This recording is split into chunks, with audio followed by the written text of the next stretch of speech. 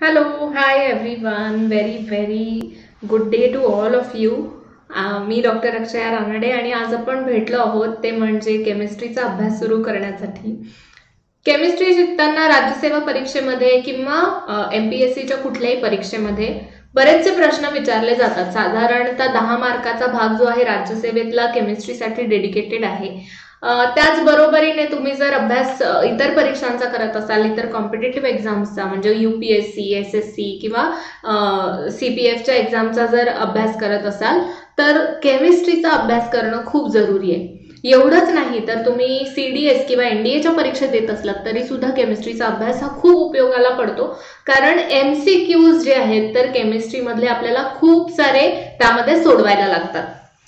8वी 9वी 10वी 11वी 12वीचं केमिस्ट्री जे आहे तर ते तुम्हाला उपयोगी पडतं. याच्यामध्ये केमिस्ट्री शिकताना सोर्सेस जे आहेत ते सुद्धा महत्वाचे आहेत. ते पण आपण वन बाय वन बघत जाणार आहोत. पण आजचा जो आपला टॉपिक आहे that is carbon and carbon compounds. तर ह्या भागावरती आपल्याला खास करून लक्ष द्यायचं आहे. कार्बनचे कंपाऊंड्स म्हणजे काय, हायड्रोकार्बन्स म्हणजे काय, कार्बनचा उपयोग फक्त जैविक कंपाऊंड्स मध्ये होतो का, हे सगळं वन बाय वन बघत जाणार आहोत आजच्या भागामध्ये. तुमच्या काही शंका असतील तर जरूर आमच्यापर्यंत पोहोचवा आणि आय होप हा भाग तुम्हाला खूप चांगल्या पद्धतीने समजेल आणि तुम्हाला मदत करणारा सुद्धा ठरेल. So I want all of you to give utmost attention to this. आपण काय करणार आहोत तर पहिल्यांदा लेट्स डू इट की कार्बन आणि कार्बन कंपाऊंड शिकताना जगातल्या सगळ्या वस्तू किंवा पदार्थ हे मूलद्रव्य, संयुग किंवा त्यांच्या मिश्रणापासून बनलेले आहेत हे आपल्याला माहिती आहे की एक तर ते एलिमेंट्स असतील, प्युअर फॉर्म मध्ये असतील, त्यांची संयुग असतील म्हणजे काही एलिमेंट्स, काही मूलद्रव्य एकमेकांशी एकत्र येऊन बनलेली असतील, किंवा जस्ट मिक्सचर झालं असेल, त्यांची रासायनिक अभिक्रिया एकमेकांची झालेली नाही, केमिकल रिॲक्शन नाही झालेली. आणि जसं आपण दुधामध्ये पाणी मिसळतो त्याप्रमाणे जे मिश्रण तयार होतं तशा पद्धतीने मिश्रण स्वरूपात ही आहे. मूलद्रव्य जी आहेत ही प्युअर फॉर्म मध्ये असतात.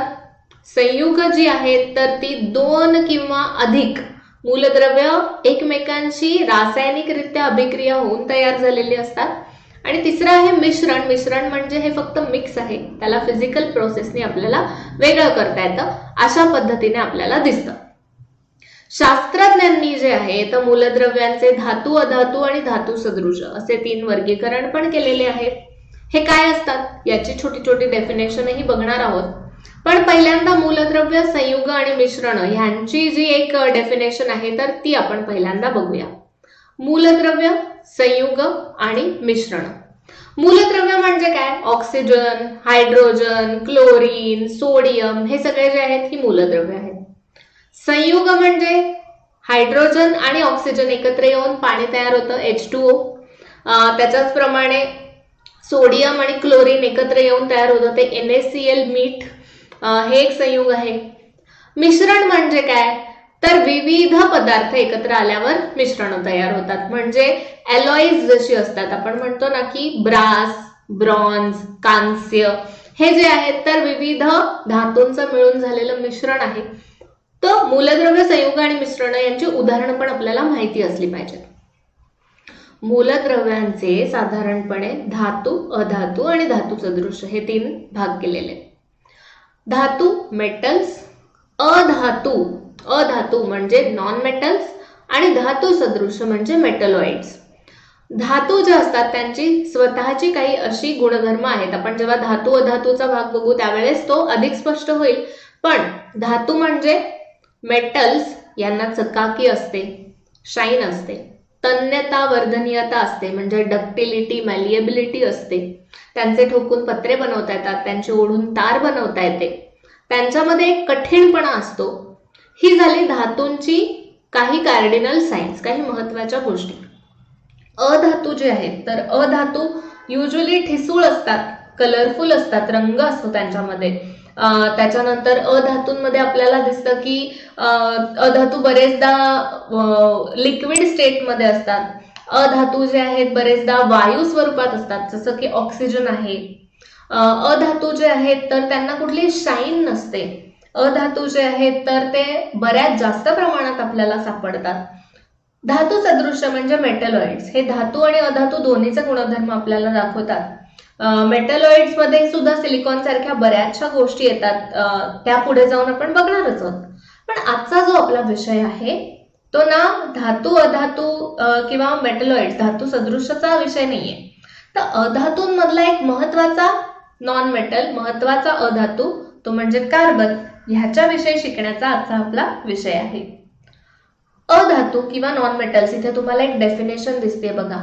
Non metals carbon, sulphur, phosphorus यासारखे काही अधातू आहेत, काही नॉन मेटल्स आहेत. साधारणपणे स्थायू अधातू हे ठिसूळ असतात, त्यांना चकाकी नसते. ओके, काय दिसते आपल्याला? साधारणपणे ते ठिसूळ असतात आणि त्यांना चकाकी नसते. Okay, very very important thing. याच्यातला महत्वाचा आहे तो म्हणजे कार्बन. कार्बन आपल्याला जगामध्ये खूप मोठ्या प्रमाणात आढळतो. पृथ्वीच्या प्रत्येक ठिकाणी तुम्ही जिथे जिथे जाल तिथे पृथ्वीच्या पोटात कार्बन खूप मोठ्या प्रमाणात आहे. कार्बनची संज्ञा म्हणजे त्याचा जो सिम्बॉल आहे तो सी म्हणून आपण दाखवतो. इथे लिहिलेला आहे बघा सी. अणु अंक म्हणजेच आपला ॲटॉमिक नंबर. ॲटॉमिक नंबर म्हणजे एखाद्या मूलद्रव्याच्या पोटात म्हणजे न्यूक्लियसमध्ये, एखाद्या मूलद्रव्याच्या पोटात प्रोटॉन्स किती आहेत त्यांची संख्या म्हणजे अणुअंक. काय म्हणते मी? पुन्हा एकदा सांगते.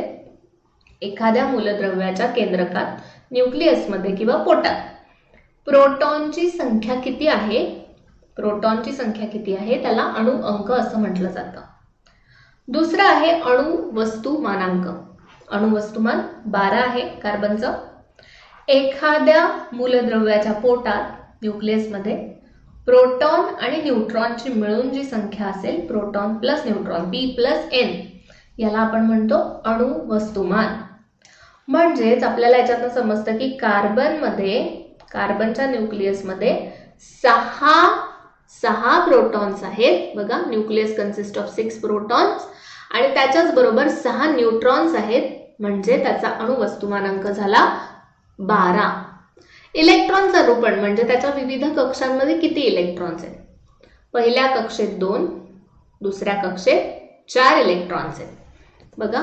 पहिल्या कक्षेत 2 दिसत आहेत आपल्याला, 1 and 2. पहिल्या कक्षेत 2 इलेक्ट्रॉन्स आहेत, तर पुढच्या कक्षेत 4 इलेक्ट्रॉन्स आहेत. आणि त्यामुळेच दुसऱ्या कक्षेमध्ये 8 इलेक्ट्रॉनची जागा असते आणि इथे मात्र 4 आहेत. त्यामुळे 4 इलेक्ट्रॉनची जागा इथे आपल्याला शिल्लक असलेली दिसते आणि त्यामुळेच याची व्हॅलन्सी जी आहे किंवा संयोजा जी आहे तर ती आहे 4. कार्बन पुन्हा एकदा सांगते, अणु क्रमांक 6, अणुवस्तुमान 12, संयोजा 4. Okay, this is very important for your MCQs. MCQs साठी खूप खूप महत्वाचा भाग आहे. Please do write it down. हा जर लिहून घेणार असाल तर लिहून घ्या, स्क्रीनशॉट काढणार असाल तर स्क्रीनशॉट काढून घ्या. Very very very important part. Okay, इथपर्यंत आय होप क्लिअर झालं असेल. त्यानंतर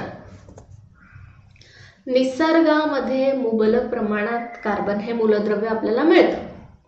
ते मुक्तपणे पण आढळतं, डायरेक्ट कार्बन प्युअर फॉर्म मध्ये पण आढळतो, किंवा तो संयुग स्वरूपात म्हणजे मूलद्रव्यांबरोबर इतर मूलद्रव्यांबरोबर रासायनिक अभिक्रिया करून सुद्धा तो आढळतो. जसं की मिथेन आहे CH4, तर संयुग आहे हे. प्राणी वनस्पती यांच्यापासून प्रत्यक्ष किंवा अप्रत्यक्षपणे मिळणाऱ्या या संयुगाला सेंद्रिय संयुग म्हटलं जातं. तसंच खनिजांपासून मिळणारी ही जी संयुग आहेत ही असेंद्रिय संयुग. म्हणजे कार्बन हा ऑर्गॅनिक पण आहे आणि इनऑर्गॅनिक पण आहे बघा, दोन्ही आहे. ऑर्गॅनिक पण आहे आणि इनऑर्गॅनिक पण आहे. वनस्पती किंवा प्राणी यांच्यापासून सुरुवात होऊन जर एखादं त्याचं मूलद्रव्य मिळालं तर दॅट इज सेंद्रिय संयुग, ऑर्गॅनिक कंपाऊंड. खनिजांपासून जर कार्बनचं एखादं कंपाऊंड मिळालं तर ते असेंद्रिय आहे, इनऑर्गॅनिक कंपाऊंड. म्हणजे दोन्ही प्रकारे आपल्याकडे कार्बन मिळू शकतो बघा, सेंद्रिय संयुग म्हणून सुद्धा आणि असेंद्रिय संयुग म्हणून सुद्धा, दोन्ही प्रकारे आपल्याला कार्बन मिळतं. अनुवांशिकता जपणारं एका पिढीतून दुसऱ्या पिढीकडे, कारण आपली प्रत्येक सेल, आपली प्रत्येक पेशी ही कार्बन शिवाय बनू शकत नाही. आपल्या शरीरातले DNA RNA सुद्धा कार्बन शिवाय बनू शकत नाही. त्यामुळे एका पिढीकडून दुसऱ्या पिढीकडे जे गुणधर्म जातात त्यामध्ये सुद्धा कार्बन हा खूप महत्त्वाचा घटक आहे. त्यामध्ये हायड्रोजन हा खूप महत्त्वाचा घटक आहे. त्यामध्ये फॉस्फरस हा खूप महत्त्वाचा घटक आहे. सो DNA RNA मधला महत्त्वाचा कडी असलेला कार्बन हा अत्यंत महत्त्वाचा घटक आहे. आपल्याला एका पिढीतनं दुसऱ्या पिढीकडे आपले जर काही गुणधर्म द्यायचे असतील तर carbon is most essential thing. Okay, इथपर्यंत आय होप व्यवस्थित समजलं असेल. एकदा कार्बनची डायग्राम नीट बघा, डायग्राम काढून घ्या. Just a moment, give me just a moment. तोपर्यंत तुम्ही डायग्राम बघा.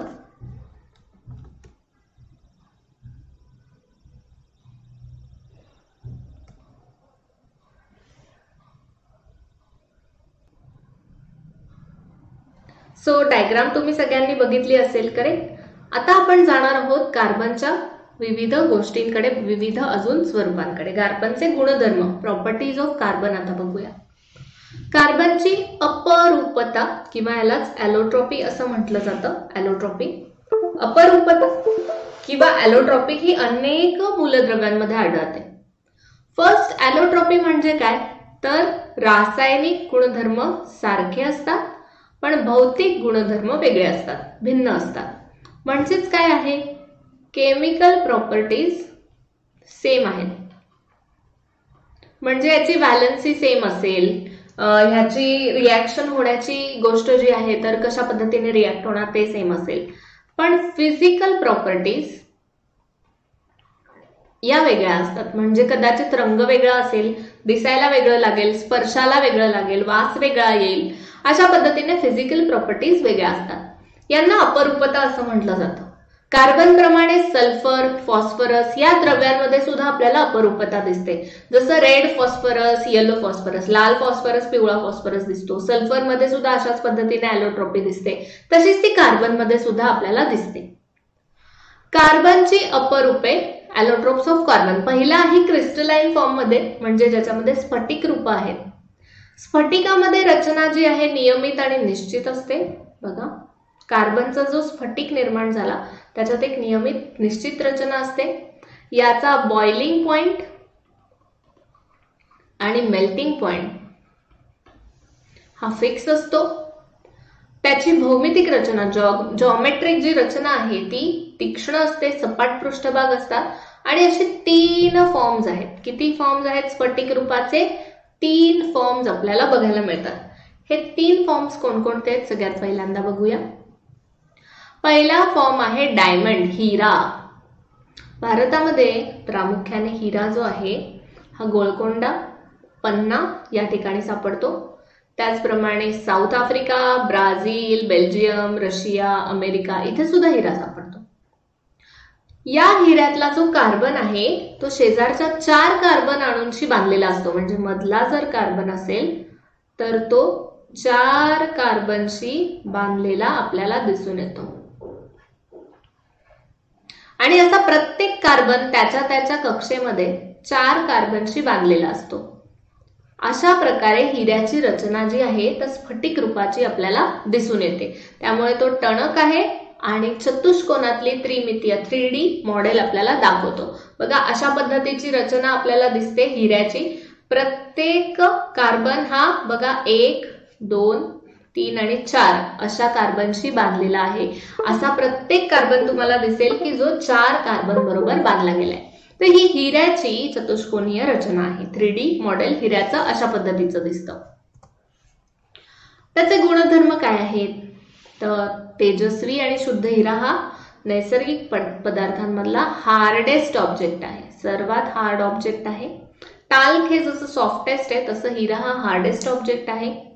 हिऱ्याची घनता 3.5 ग्रॅम्स पर सेंटीमीटर क्यूब आहे आणि मेल्टिंग पॉइंट 3500 डिग्री सेल्सिअस आहे. 3500 डिग्री सेल्सिअस. ऑक्सिजनच्या सान्निध्यात जर 800 डिग्रीला हिरा तापवला तर कार्बन डायऑक्साईड बाहेर पडतो. Only and only carbon dioxide याच्यातनं बाहेर पडतो. सो कार्बन आणि ऑक्सिजन यांचं डायरेक्ट एक संयुग तयार होतं. कोणत्याही द्रावकात नो सॉल्व्हेंट, कुठल्याही सॉल्व्हेंटमध्ये हिरा विरघळत नाही. Dissolves in no solvent. No solvent can dissolve a diamond. याच्यावर ऍसिड बेस कशाचाही परिणाम होत नाही. तो विद्युतरित्या दुर्वाहक आहे. तुमच्या परीक्षेसाठी IMP स्टेटमेंट बघा, विद्युतरित्या हा दुर्वाहक आहे कारण त्याच्यामध्ये मुक्त इलेक्ट्रॉन्स नाहीत. नो फ्री इलेक्ट्रॉन, कारण प्रत्येक कार्बन हा जोडला गेलाय. No free electrons, this is very very very important. No free electrons, त्यामुळे तो विद्युतरित्या दुर्वाहक आहे. उपयोग काय आहेत? काच कापण्याच्या, खडकाला छिद्र पाडण्याच्या उपकरणात हिरा वापरला जातो. अलंकार तयार करण्यासाठी सुद्धा हिऱ्याचा उपयोग होतो. डोळ्यांची शस्त्रक्रिया करण्याच्या उपकरणांमध्ये हिरा वापरतात. हिऱ्याच्या भुकटीचा वापर दुसऱ्या हिऱ्यांना चकाकी देण्यासाठी केला जातो. आकाशात कृत्रिम उपग्रहांमध्ये सुद्धा खिडक्या तयार करण्यासाठी डायमंड वापरतात, कारण पटकन तापमान खूप जास्त लागतं त्याला वितळण्यासाठी. कट करण्यासाठी एकदम बारीक फाईन कट करता येतात. असा सगळा उपयोग जो आहे हिऱ्यांचा केला जातो. So this is very important for your examination. नीट वाचा. I am giving you 2 minutes to read that आणि मग पुढे जाऊया. Okay, read this carefully. काय काय युजेस आहेत बघा, नीट वाचा.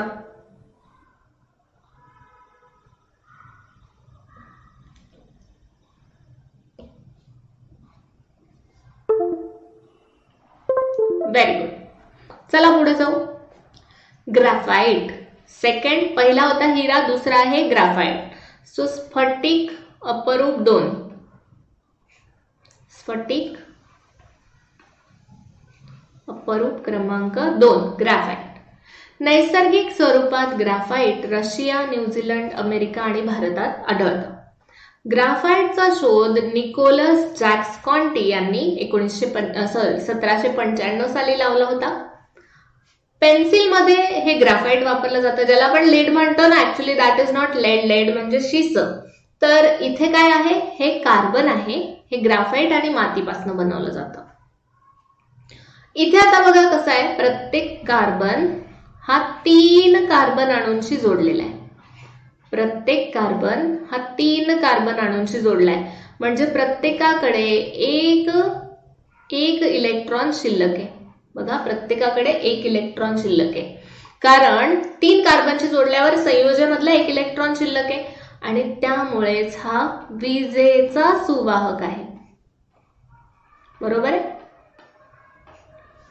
कार्बनचा अणू 3 कार्बन अणूंसोबत बांधित असतो, त्यामुळे प्रतलीय षटकोनी रचना तयार होते. असं एखादं शीट तयार होतं.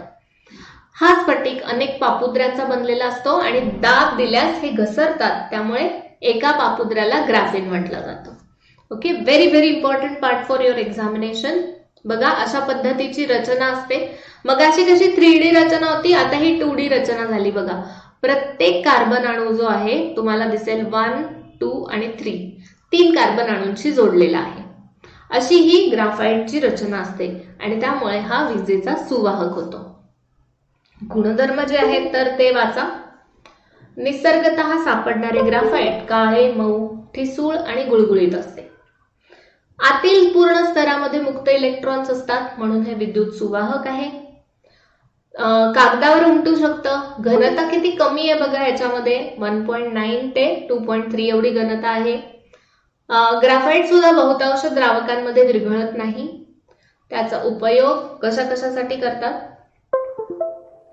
तर वंगण तयार करण्यासाठी, कार्बन इलेक्ट्रोड बनवण्यासाठी ग्राफाइटचे इलेक्ट्रोड्स असतात, कारण इलेक्ट्रिसिटी वाहून नेऊ शकतं. पेन्सिलमध्ये केला जातो, रंगांमध्ये केला जातो आणि आर्क लॅम्पमध्ये सुद्धा ग्राफाइटचा वापर केला जातो. ग्राफाइटचे गुणधर्म आणि ग्राफाइटचे उपयोग. Read it carefully. I am giving you 2 minutes. Read करा. रीड इट केअरफुली, मगच पुढे जाते आहे.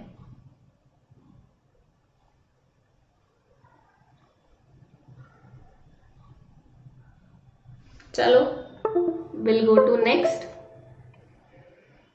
आय होप व्यवस्थित समजतंय. आता हा ग्राफीनचं चित्र आहे बघा. हे ग्राफाइटचा जो एक लेअर आहे त्याला म्हटलं जातं ग्राफीन, आणि नॅनो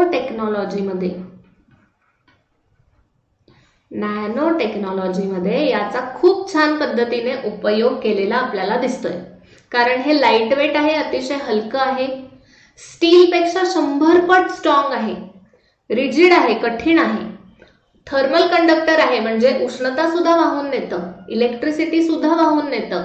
आणि या सगळ्या गुणधर्मांमुळे बघा वजनाला हलके आहे, त्याच्यानंतर स्ट्रॉंग आहे, त्याच्यानंतर कठीण आहे, रिजिड आहे एकदम, त्याच्यानंतर सुवाहक आहे, उष्णता आणि इलेक्ट्रिसिटीचा सुवाहक आहे. आणि त्यामुळे नॅनो टेक्नॉलॉजीत याचा खूप चांगला वापर होतो. बघा याच्यातलं अंतर बघा 0.142 नॅनोमीटर्स असं असल्याने हा सुद्धा एक ॲलोट्रोप आहे आणि त्याचा उपयोग खूप छान पद्धतीने होतो. तिसरा स्फटिक रूपी ॲलोट्रोप, स्फटिक अपरूप 3. स्फटिक अपरूप 3 फुलरिन. काय आहे याचं नाव? फुलरिन. हे कार्बनचं अपरूप निसर्गामध्ये कमी प्रमाणात सापडतं. फुलरिन एक बॉल सारखं असतं, याला बक्की बॉल सुद्धा म्हटलं जातं. फुलरिन कुठे सापडतं तर काजळीमध्ये, ताऱ्यांच्या आदल्यामधल्या जागेतल्या ढगांमध्ये, तसंच भूगर्भामध्ये सुद्धा हे सापडतं. बकमिन्स्टर फुलरिन C60 ज्याच्यात 60 कार्बनचे अणू आहेत असं हे पहिलं उदाहरण सापडलं होतं. आणि एका घुमटाकार रचनेवरनं फुलर नावाचे एक रिचर्ड बकमिन्स्टर फुलर नावाचे एक आर्किटेक्ट होते आणि त्यांनी एक गोलाकार घुमटाची रचना केली होती. तर त्याच्याकडे बघून याला फुलरिन हे नाव देण्यात आलं. हे अपरूप शोधलं कोणी तर हेरॉल्ड क्रॉटो, रॉबर्ट कर्ल आणि रिचर्ड स्मॉली यांनी रसायनशास्त्राचा नोबेल या शोधासाठी घेतलेला आहे 1996. C60, C70, C76, C82 अशी फुलरिनची बरीचशी उदाहरणं सापडतात. बघा अशा पद्धतीने ही रचना आहे, बकी बॉलची पूर्ण बॉल सारखी रचना आहे. सो स्फटिक रूप अपरूप, स्फटिक कार्बन 3 रूप पाहिली आपण, डायमंड, देन ग्राफीन और ग्राफाइट,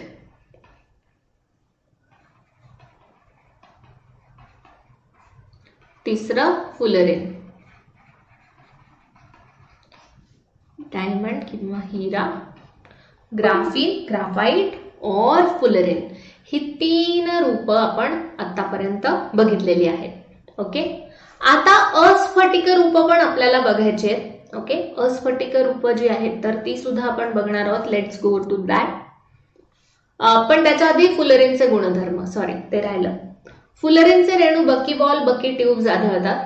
30 ते 900 कार्बन अणू याच्यात असतात आणि ते डिझॉल्व्ह होतं बरेचदा सॉल्व्हेंट्स मध्ये, कार्बन डायसल्फाइड किंवा क्लोरोबेन्झिन मध्ये डिझॉल्व्ह होतं. फुलरिनचा उपयोग हा विसंवाहक म्हणून केला जातो. त्याच्यानंतर जलशुद्धीकरणात उपयोग केला जातो ऍज अ कॅटलिस्ट. बघा कॅटलिस्ट म्हणून सुद्धा उपयोग करतात जलशुद्धीकरण करण्यामध्ये. आणि ठराविक तापमानाला सुपर कंडक्टिव्हिटी आपल्याला याच्यात दिसते. काय दिसते? सुपर कंडक्टिव्हिटी, अतिवाहकता, म्हणजे जो काय सगळा चार्ज आहे तो पूर्णच्या पूर्ण घेऊन जाण्याची कपॅसिटी ही फुलरिन मध्ये आपल्याला दिसून येते. सो ही झाली कार्बनची क्रिस्टलाइन रूप. काय झाली? कार्बनची क्रिस्टलाइन रूप झाली. आता अस्फटिक रूपांकडे, नॉन क्रिस्टलाइन मध्ये जाऊया. हा सुद्धा परीक्षेसाठी अतिशय महत्वाचा भाग आहे. नॉन क्रिस्टलाइन अपरूप, अमॉर्फस फॉर्म्स, याच्यामध्ये कार्बन अणूंची रचना ही नियमित नाही. तिथे कसं पाहिलं, डायमंडची रचना एकाशी 4 कार्बन अटॅच्ड आहेत, ग्राफीन मध्ये एकाशी 3 अटॅच्ड आहेत, फुलरिन मध्ये बकी बॉल सारखी रचना आहे. पण अस्फटिक रूपांमध्ये ही रचना फिक्स नाहीये. दगडी कोळसा, लोणारी कोळसा, कोक अशी अनेक अस्फटिक रूप आपल्याला दिसतात. त्यातला दगडी कोळसा जो आहे तर तो अतिशय महत्वाचा कोल म्हणून आपण ज्याला ओळखतो. हे एक जीवाश्म इंधन आहे कारण प्राणीज किंवा वनस्पती पासून बनलेलं आहे. याच्यामध्ये कार्बन, हायड्रोजन, ऑक्सिजन हे तीनही असतात. थोड्याफार प्रमाणात नायट्रोजन, फॉस्फरस, सल्फर पण असतात आणि ह्याचे 4 प्रकार आपल्याला बघायला मिळतात. पहिला आहे पीठ. पीठ म्हणजे ज्याच्यात भरपूर पाणी आहे. कोळसा तयार होताना पाणी आणि कार्बनचं प्रमाण जे आहे ते 60 पेक्षा कमी असतं. याच्यापासून कमी उष्णता मिळते. दुसरा आहे लिग्नाइट. 60 ते 70% कार्बन प्रमाण आहे. जमिनीच्या आत जेव्हा दाब वाढतो आणि तापमान वाढतं त्यामुळे पीठचं लिग्नाइट मध्ये रूपांतर होतं. सो आपण एक लिस्ट लिहित जाऊया. P then L. Third is B, bituminous. Bituminous कोळसा. कोळशाच्या निर्मितीच्या तिसऱ्या पायरीत बिटुमिनस कोळसा तयार होतो. याच्यात कार्बनचं प्रमाण 70 ते 90% असतं. भारतातला बराचसा कोळसा हा बिटुमिनस कोळसा सुद्धा आहे, जो चांगल्या प्रतीचा कोळसा आहे. आणि चौथा इज अँथ्रासाइट, PLBA, ज्याच्यात 95% कार्बन आहे आणि त्यामुळे अतिशय उष्णता त्याच्यामध्ये मिळू शकते. अँथ्रासाइट म्हणून अतिशय कठीण असतो. हा कोळसा फार मोठ्या प्रमाणात उद्योगधंद्यांसाठी वापरता येतो. चारकोल ज्याला म्हणतात, म्हणजे आपण जो कोळसा घरामध्ये जाळण्यासाठी आणतो, प्राण्यांची हाडं, शिंग, वनस्पती, हा लाकडाचा जेव्हा नीट ज्वलन होत नाही तेव्हा हा कोळसा तयार होतो. आपण चुलीमध्ये घालायला, धूप लावण्यासाठी जो कोळसा आणतो तो चारकोल असतो. ओके, सो 4 दगडी कोळशाचे प्रकार काय समजले? दगडी कोळसा म्हटलं की पीठ, P, lignite, bituminous and anthracite. पीठ 60% पेक्षा कमी. ओके, देन 60 to 70% लिग्नाइट मध्ये, 70 to 90% बिटुमिनस मध्ये आणि अँथ्रासाइट मध्ये 95% पेक्षा जास्त कार्बनचं प्रमाण आपल्याला बघायला मिळतं. चारकोल जो आहे तर व्यवस्थित ज्वलन न झाल्यामुळे, अपुऱ्या हवेत ज्वलन झाल्यामुळे मिळणारा जो कोल तयार होतो दॅट इज कॉल्ड चारकोल. त्याला काय म्हटलं जातं? चारकोल म्हटलं जातं. ओके, सो आपण आतापर्यंत पाहिले अस्फटिकी रूपांमधलं पहिलं दगडी कोळशाचं रूप बघितलंय. ह्याच्या पुढे कार्बन, हायड्रोकार्बन्स, त्याची काही गुणधर्म आणि त्याच्या सगळ्या डिटेल्स आपल्याला जाणून घ्यायच्या आहेत. पण ते करणार आहोत आपण नेक्स्ट सेशन मध्ये. सगळ्या कोळशांचे प्रकार नीट वाचा आणि तुमच्यासाठी खूप महत्वाचं म्हणजे यापुढे हायड्रोकार्बन्स आपण करणार आहे. तर हायड्रोकार्बन म्हणजे काय असतं याची एक छोटीशी डेफिनेशन पाठ करून यायची जरूर. नेक्स्ट क्लासमध्ये येताना हायड्रोकार्बन्सची डेफिनेशन करून या, त्याच्या रिलेटेड आपण सगळी माहिती बघू. आज जसं कोळशाची स्फटिक रूप आणि अस्फटिक रूपांबद्दल समजून घेतलं, याच भागाला पुढे नेणार आहोत. आणि आय होप तुम्हाला जरूर काही नवीन शिकायला मिळालं असेल. जरूर तुम्हाला बऱ्याचशा गोष्टी नवीन कळल्या असतील ज्या परीक्षेला उपयोगाला येतील. केमिस्ट्री हा भाग आणि त्यातल्या त्यात ऑर्गॅनिक केमिस्ट्री हा भाग परीक्षेसाठी इम्पॉर्टंट भाग आहे. So do not miss it, revise it properly. जरूर छान प्रकारे रिव्हिजन करा आणि भेटूया नेक्स्ट क्लासमध्ये. आय होप तुम्हाला हा क्लास नक्की आवडला असेल. Do give your feedback to us. भेटूया नेक्स्ट क्लासमध्ये. Have a nice day everyone.